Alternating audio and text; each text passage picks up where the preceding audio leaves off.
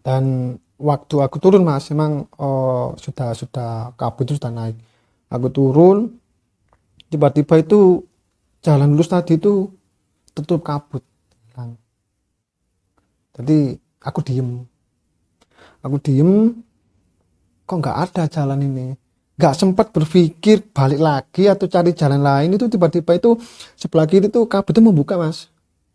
Jadi membuka, langsung dari kananku ada angin sama kabut itu langsung membawa aku ke samping kiri. Saat itu juga aku dilepas di yang namanya alas lali jiwa. Mungkin masnya sudah dengar. Jadi seolah-olah ada dorongan ke kiri. Bener. Waktu itu aku nggak bisa bergerak. Memang sekejap waktu itu. Aku saat itu juga dibawa ke alas lali jiwa. Kenapa aku bilang alas lali jiwa? Karena di situ tuh ada plakatnya mas, tulisan lali jiwa. Aku mungkin itu baru mungkin mas. Aku dulu tuh nggak seperti itu tulisannya. Aku itu waktu itu aku nggak percaya mas. Waktu di sekapan didorong kayak angin gitu, dorongan, aku nggak bisa bergerak kan. Setelah dilepas di alas itu agak linglung. Tak lihat sekitar itu kabut memecah. Jadi menyerupai hutan gitu. Aku pandang keliling sekitar hutan itu, terus tiba-tiba di belakangku tak lihat itu ada plakat Rally Jiwo kan gitu. Kaget aku loh, baru sadar aku itu tersesat. Jadi aku putuskan untuk naik karena posisiku waktu aku diem ketika jalanku ditutup ke alas tadi itu masih beberapa jam perjalanan. Harusnya. Logikanya seperti itu. Nah, tapi aku hanya sekejap. Aku naik mas, karena posisinya di bawah, aku naik. Sorry. Pada saat turun Mas Aang bawa apa? Cuma bawa trekking pole mas, karena semua perlengkapanku sama tak keluarkan emang khusus buat apa namanya ya Mbak Lia. Dan aku turun pun sendiri juga masih mikir apakah teman-teman itu bisa dengan kondisi seperti itu untuk membantu Mbak Lia. Mbak Lia kan posisinya kan sudah pingsan. Juga berpikir seperti itu, aku tak tinggal itu apakah ketiganya itu mampu nggak kan gitu. Cuman ketika aku di alas lali jiwo, waktu itu aku berpikir naik karena tuh posisinya aku yang dilempar tadi. Waktu aku diem dilempar ke alas lali jiwo kan, alas lali jiwo masih di bawah. Aku naik segera kembali ke tempat aku yang tadi, yang hilang tadi. Aku naik lama, diem ambil nafas, aku kembali lagi mas. Tak lihat suasana itu kok aneh gitu, kayak yang tadi aku dilempar saat aku diem di alas ke lali jiwa kok sama. Tempatnya sama. Sama, cuman aku masih nggak percaya mas. Hmm. Waktu itu kan yang namanya hutan, kita lihat pohon itu kan mirip, masih nggak percaya. Akhirnya aku putuskan jalur kiri, soalnya waktu aku dilempar di lali jiwa, firasatku aku ini di lali jiwa di arah Ulirang, itu firasatku, makanya aku putuskan ambil kiri. Barangkali ada pendaki dari Ulirang ataupun dari nanti itu dari Kop-Kopan lah paling terakhir itu lama aku diam ambil nafas, tiba-tiba kembali lagi suasana itu. Jadi kayak saat awal aku tadi dilempar di alas tadi. Untungnya waktu itu aku secara refleks bawa trekking pole kan, segera mungkin trekking poleku saya tancapkan di depan pohon tadi. Aku turun mas, turun nggak tahu jalan apa sih, yang penting turun. Tiba-tiba aku diem ambil nafas, tiba-tiba tak lihat sekitar kok masih pepohonan. Aku lihat ke belakang, lihat trekking pole, baru sadar itu aku kena ayat memang kan gitu. Setelah refleks, karena posisiku waktu itu mau menjelang maghrib dan juga lokasiku tersesat di lali jiwo, mau nggak mau aku harus keluar sebelum maghrib, karena kebanyakan kalau nggak bisa keluar dari situ sebelum maghrib kita tinggal lama. Makanya aku turun mas, turun nggak tahu jalan mana yang aku ambil, yang penting aku turun, intinya menghindari alas tadi. Itu sampai 3 kali aku mas, turun diem ambil nafas, ketemu lagi sama trekking pole saya, itu sampai 3 kali.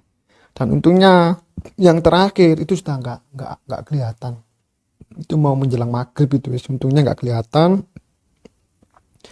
Dan aku diem, cuman tak lihat rasa hutan itu agak berbeda. Saya merasa aku sudah lepas dari alas tadi, Rek. Sudah lepas dari air memang. Tapi tetap aku tak terusin berjalan. Tetap sampai aku merasa capek. Estimasi saya itu jam 9. Memang waktu itu aku bawa jam tangan. Cuman tak lihat itu jam tanganku sudah nggak ada. Estimasi saya jam 9, aku putusin untuk tidur. Tidur masih di dalam hutan, Mas. Hutan itu aneh emang. Cuman agak berbeda dari hutan Lali Jiwo tadi. Waktu itu malam, aku kelihatan cahaya. Segera mungkin jaketku tak buka. Tak pikir itu cahaya hatan pendaki malam. Ternyata bukan cahaya pendaki. Jadi cahaya itu dari sorotan mata kucing besar.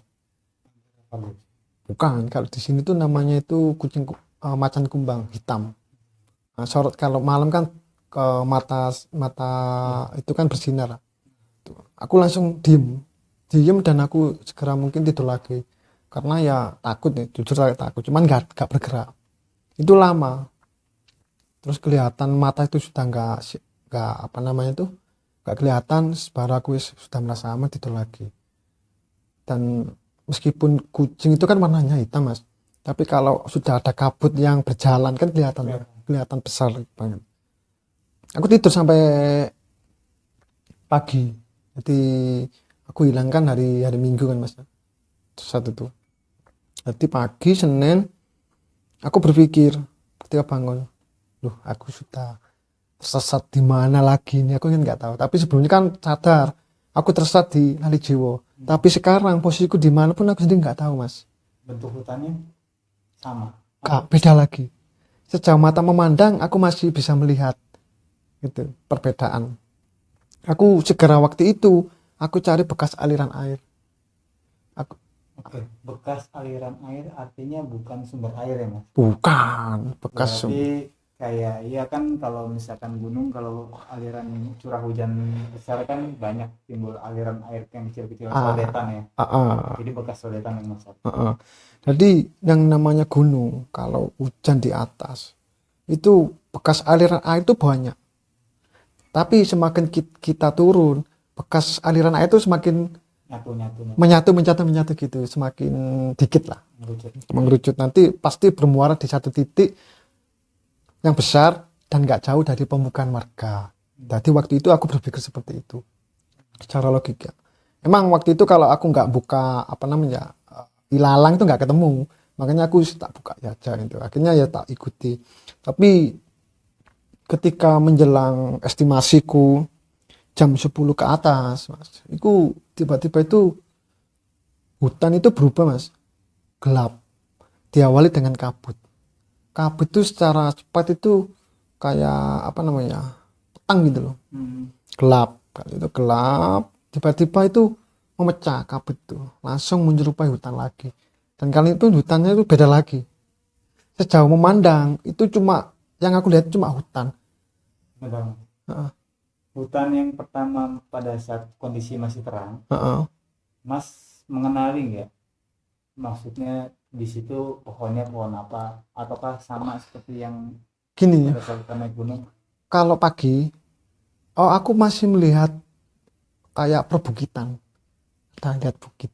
Tapi kalau pohon sih ya ada sih, 1-2 itu dari jarak jauh itu masih ada pohon kecil, kayak pohon cemara atau gitu. Itu nggak tahu, mungkin pohon cemara, mungkin masih bisa lah, masih ada lihat bentuk bukit itu masih aku lihat itu. Dan aku kan juga masih melihat itu bekas aliran air kan. Tapi kalau sudah di atas itu jam 10 ke atas itu tiba-tiba itu sudah berubah jadi hutan yang sangat lebat dan pohonnya itu aneh, besar-besar. Dan baru kali ini kan aku juga lihat pohon apa gitu, dan aku cari bekas aliran air sudah nggak ada semua. Dan sejauh mata memandang itu cuma hutan, Mas. Itu di atas jam 10. Jam 10 itu berarti Mas begitu sadar ini mulai terang sampai ke gelap lagi kira berapa jam gitu? Jadi perkiraannya itu sekitar jam 10-an gitu. Perkiraanku jam 10 ke atas kan gitu. Dan itu suasana itu hanya hutan. Aku tetap jalan aja, Mas. Aku merasa itu sejauh mata memandang itu cuma hutan, aku jalan aja. Cuman sesekali aku melihat itu kayak bula itu kayak tanah lapang, cuma di situ ada ilalang, nggak ada pohonnya, cuma ilalang. Aku ke sana, sejauh aku berjalan aku nggak dapat meraih, tetap pada jarak itu tetap, dan lama itu tiba-tiba hilang, kabut menutupi, belantara lagi, itu tetap jalan sampai mau menjelang maghrib. Kalau menjelang maghrib suasana beda lagi mas, hutan itu kayak sunyi senyap gitu, dan angin sama kabut tuh dari bawah itu wis kayak kencang gitu, dan hawanya pun sangat terasa beda itu kalau mau menjelang maghrib. Dan kalau mau menjelang maghrib aku emang tak putusin untuk diem sambil rebahan dan tidur. Emang saya putuskan tuh nggak apa ya, nggak ada aktivitas. Menjelang maghrib itu artinya surutnya beda ya, Beda. dengan yang kabut tadi ya. Beda. Kalau sekitar jam 10 kan hanya kayak kabut hitam gitu. Dan terus kalau udah mulai surut mulai agak gelap, berarti itu menjelang maghrib itu namanya surut ya. Dan waktu menjelang maghrib tuh sangat apa ya, hawanya itu terasa sangat beda, sangat anyep, sunyi. Dan waktu menjelang maghrib barulah kayak sosok-sosok itu datang mas. Sosok apa mas? Boleh nggak digambarin? Maksudnya gini, mas kan tadi meyakini bahwa kayaknya saya sudah tidak di dunia manusia nih. Pada saat mas melihat sosok itu, sosoknya seperti apa? Untuk yang aku merasa bukan di dunia manusia, bukan di hari Senin, di hari Selasa, aku baru sadar. Di hari Senin itu masih belum sadar aku. Tapi melihat sosok aneh? Nggak aneh mas. Oh nggak aneh. Ya sebelum apa namanya, waktu kan aku mau menjelang maghrib itu kan emang aku nggak ada aktivitas, aku tidur pan. Tapi setiap mau menjelang maghrib itu angin dan kabut sangat kenceng, barulah dia itu datang. Bukan sosok yang aneh, manusia mas, manusia.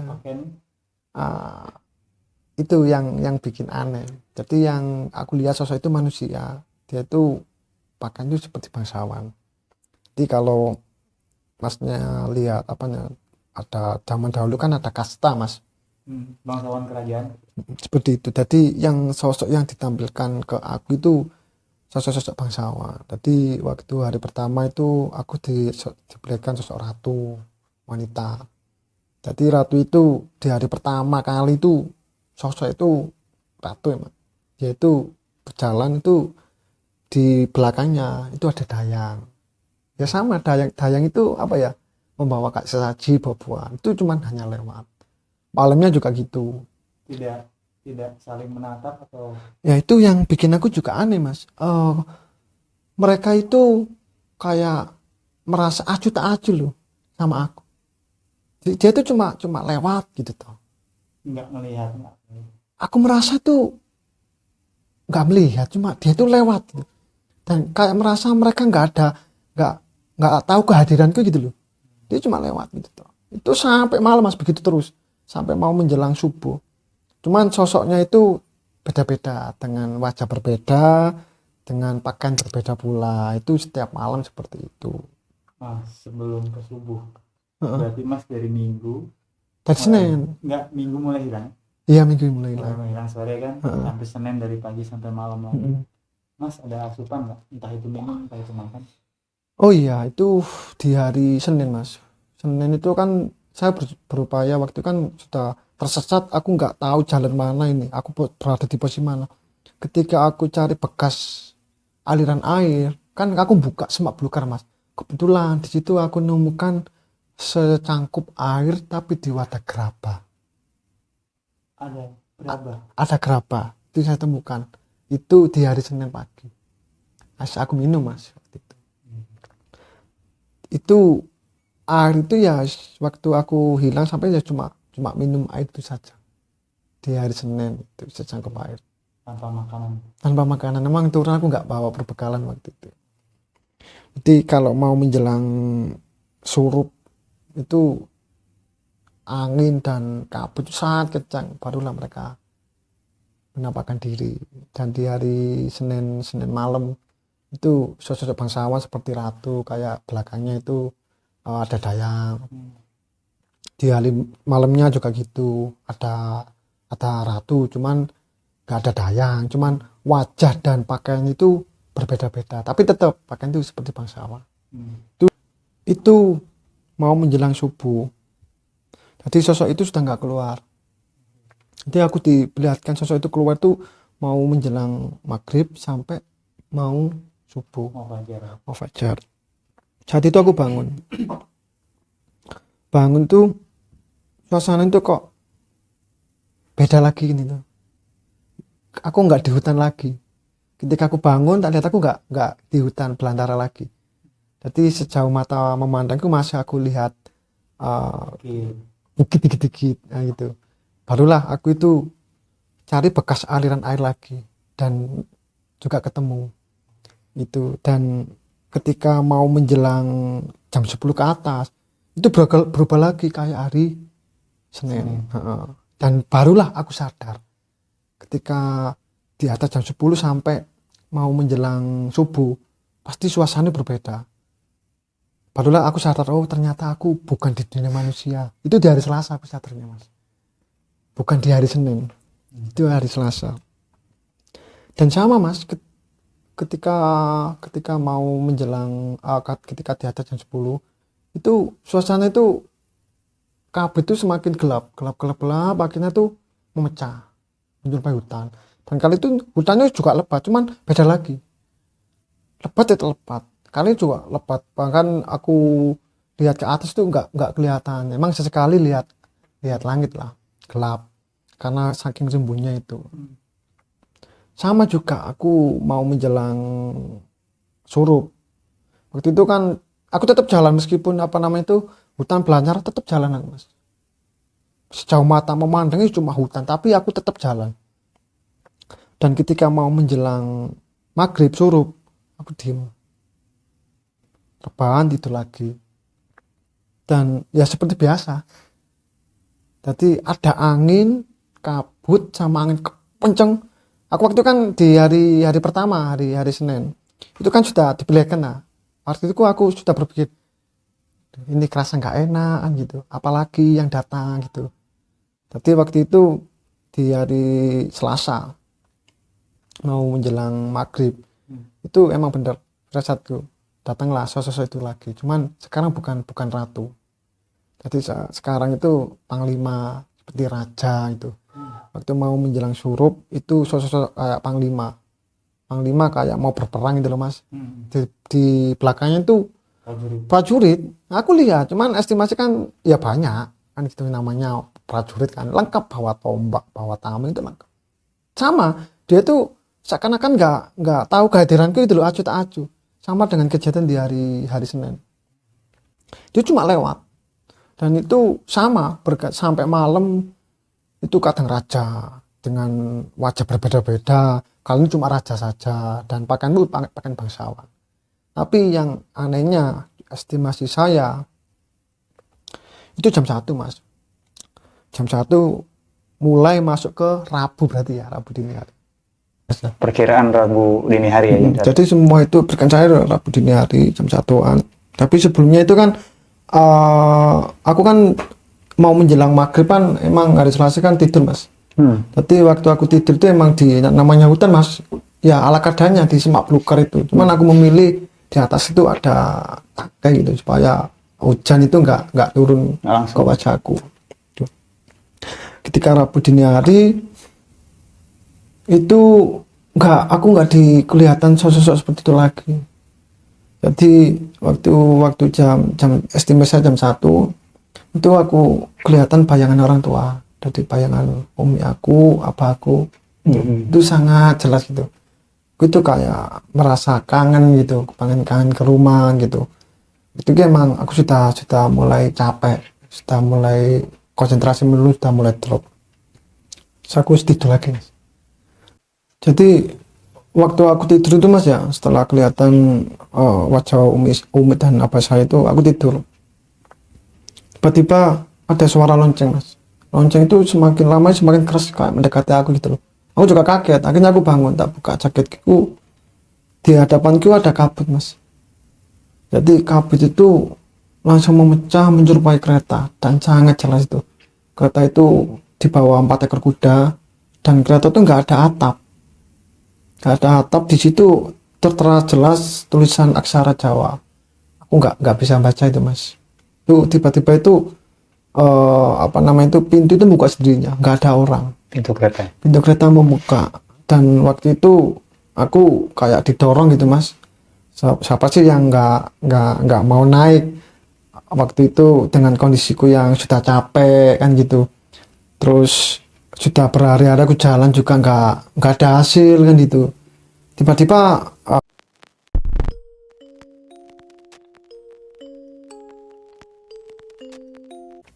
sudah nggak, pikiranku sudah mulai lemah wis, kacau wis. Jadi waktu itu aku jalan pun juga sempoyongan, cuman tetap jalanku tidak jurang. Tolong pak gitu. Ada jawaban dari atas, naik. Kalau mereka kan bahasa Jawa, bahasa Jawa munggao. Nggak tahu tenaga dari mana, aku di bawah jurang tadi itu naik segera mungkin. Di atas untungnya ada rumput, aku pegang rumput, tak tunjukkan kepalaku. Tapi yang saya rasakan mas, aku nggak merasa seperti itu.